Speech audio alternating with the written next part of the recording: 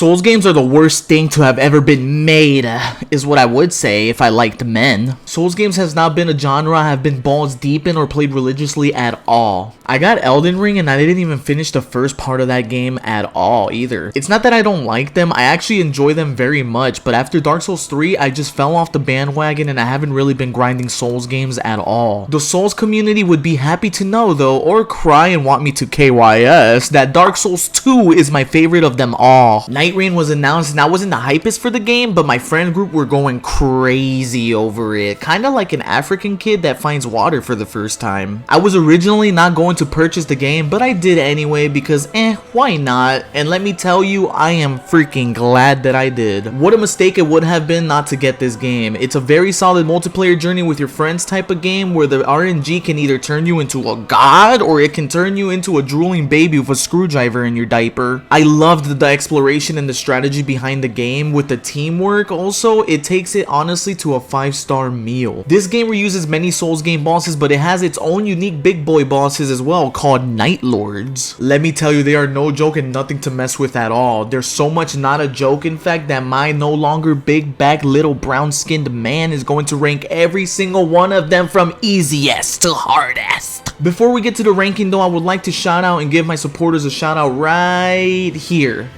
Thank you guys so much for the support, and I'm sorry I haven't been uploading as much, been going through some things. If you want a chance to be in the next video, like, sub, and comment down below. Hashtag Fishy Souls. Also, I always stream and play with viewers if you're interested, so check out the link in the description. Number 8, Fissure in the Fog. When did Chicken Little turn into an ice dragon from Skyrim? I don't know, you guys tell me. I say that because this dude makes the whole sky fall, and no matter how much you run, it will hit you, and if you do not roll exactly the way he wants you to, you're done. Rest of the time, this dude just flies around aimlessly shooting out frosty balls on the ground, making Frosty Fog come up to give you some frosty bite with its frosty ass. The biggest thing is just to avoid this dragon's hot ass breath, and honestly it could be the easiest fight in the game. Number 7, Augur. Guys, I think Jellison from Pokemon took some Ozempic and is upset with the Souls community. This thing just flies around and acts like we don't see it for some reason. It's actually kind of insane. Maybe it does that because it puts you to sleep like crazy, so make sure you watch that sleep bar. You need to bring a ranged character for this fight because if you do not bring a ranged character, it is impossible to hit him unless you hit him when he's lands on the ground, duh. Jelly hands come out of the ground all over the place and they can mess you up pretty bad, so if you aren't paying attention, pay the frick attention. It has a very annoying move where it drops tears from its asshole, and if you do not destroy these things, you will die because they will explode into diarrhea explorations. Number 6, Sentient Pest. Let's be real here, all pests are easy to exterminate, especially if you have a Souls noob like me in your hands. A big shiny majestic white moth, instant transmissions into the arena, taunting you for the first 5 seconds, leaving you stunned IRL until a huge disgusting scorpion comes popping out of the sand.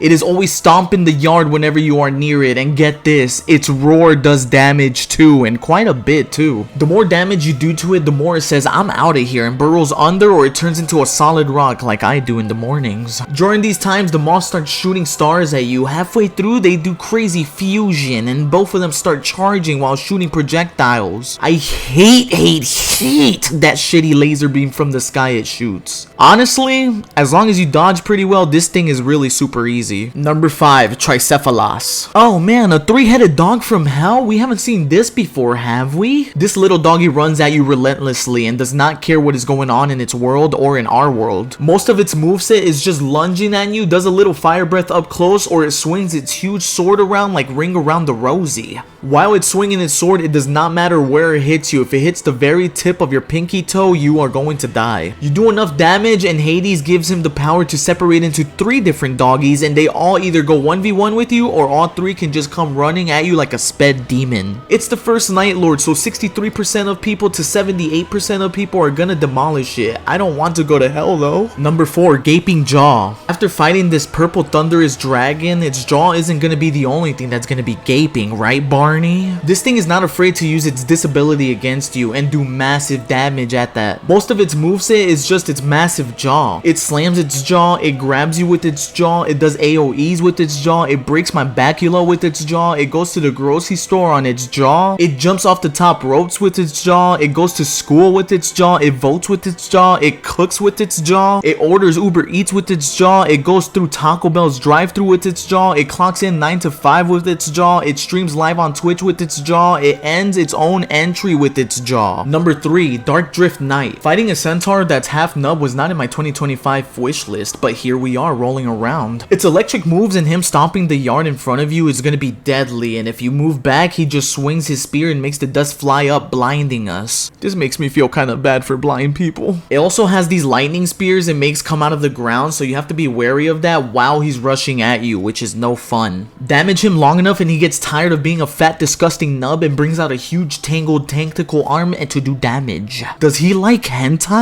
I mean, probably. He goes berserk with this extra tentacle arm, so make sure you just roll around or it's over for your butthole. Number 2, Night Aspect. Oh, the final boss is an old ad dude walking towards you and your crew with no intention of doing anything to y'all at first, but what do? Beat his ass and shove all your weapons in his back, of course. This boss has 2.5 stages, and the first stage is absolutely super baby easy since he just drifts around and swings his sword around. The screen goes black after the first stage and you come back to him showing you the whole universe, and while you are stunned and in awe, man, that looks beautiful, he shoots forward and tries to slice you in half. His moves have different elements to them now, and every slash is basically an AoE that sends you flying up when it hits. You need holy for this fight, trust me. He slices open space and time, which makes the field erupt into elemental damage to you. Walking around eggshells here like an abused child, I'm not gonna lie. Make sure your team is not complete booty cheeks and you should be able to make this guy regret walking out of that retirement home. Number 1, Equilibrious Beast. You are about to be forced into making a deal that's gonna be not benefiting for you at all. It's almost like adoption. This thing sucks major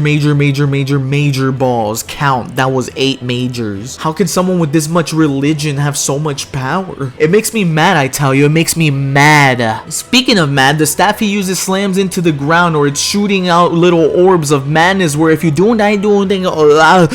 oh my goodness, sorry, the Equilibrious Beast took over my body with its religion. Let me get back into it though. If you do not think fast enough, the Madness Speeder will destroy your health bar. He summons sigils and you have to break them, and I mean you have to break them, because if you don't, he turns into a Super Saiyan. Once he turns Super Saiyan, it's over. The fight will end right here and there, not because it just ends, but because he goes berserk. Dodge all the AoEs of madness he does, and make sure you dodge the machine gun that he spawns that shoots out madness. Yes, he spawns a freaking machine gun. He throws a tantrum like Christian Cage from TNA and starts slamming his staff into the ground repeatedly like 300,000 times. If you play perfectly and your team plays 10 out of 10 and it's the perfect run, you guys can definitely beat him and make him believe in another god. Well, that's gonna do it for this ranking, guys. Let me know what you guys think in the comment section below. Who was the hardest boss for you? Are you guys planning on getting Elden Ring Nightreign? Did you guys get it? Are you guys having a ton of fun? I'm having a ton of fun. It's a really great Souls game in my opinion. If you have 2 other people to play with, I recommend this game, but they're also updating it with duos, and you can play it solo as well if you don't have anyone else to play with it, but a team is a way to go. Let me know in the comment section below what you guys think about the bosses, the new unique bosses they added. Make sure to comment, like, and subscribe to the channel, and I will catch you guys in the next video. Right hand on neck.